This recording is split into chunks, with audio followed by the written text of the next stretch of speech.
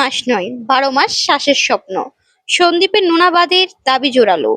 চট্টগ্রামের দ্বীপ উপজেলার সন্দ্বীপের চারপাশে নদীর কূল ঘেঁষে নোনা প্রতিরোধী বেড়িবাঁধ নির্মাণের দাবি জানিয়েছেন সাংবাদিক ওমর ফয়সাল।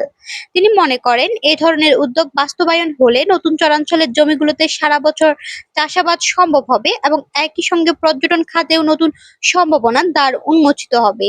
শনিবার অনুষ্ঠিত সন্দ্বীপ এপ্রিল ট্র্যাজেডি উপকূলীয় সংলাপ অনুষ্ঠানে সন্দ্বীপের বিভিন্ন সমস্যা তুলে ধরতে গিয়ে তিনি ভূমি প্রতিমন্ত্রী ও চট্টগ্রাম বিষয়ক প্রতিমন্ত্রী ব্যারিস্টার মীর হেলালের কাছে এই দাবি জানান।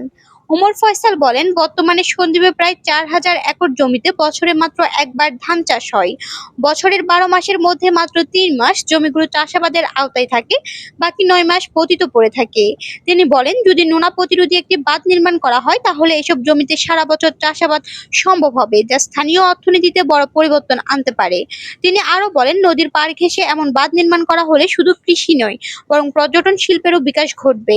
সুন্দর ও পরিকল্পিত বেড়িবাঁধকে ঘিরে পর্যটকদের আকর্ষণ তৈরি হতে পারে বলে তিনি উল্লেখ করেন। এছাড়া তিনি উরিচ্ছর এলাকার ভূমি সংক্রান্ত জটিলতার কথাও তুলে ধরেন। সেখানে আরএস থাকলেও বিএস না থাকায় জমির মালিকানা নিয়ে জটিলতার সৃষ্টি হয়েছে বলে জানান। তিনি দ্রুত দিয়ারা জরিপের মাধ্যমে প্রকৃত মালিকদের কাছে জমি ফিরিয়ে দেওয়ার আহ্বান জানান। সংলাপে উপস্থিত সংশ্লিষ্টদের মতে, সন্দ্বীপের টেকসই উন্নয়নের জন্য এমন বাস্তবসম্মত দাবিগুলো দ্রুত বিবেচনায় নেওয়া প্রয়োজন।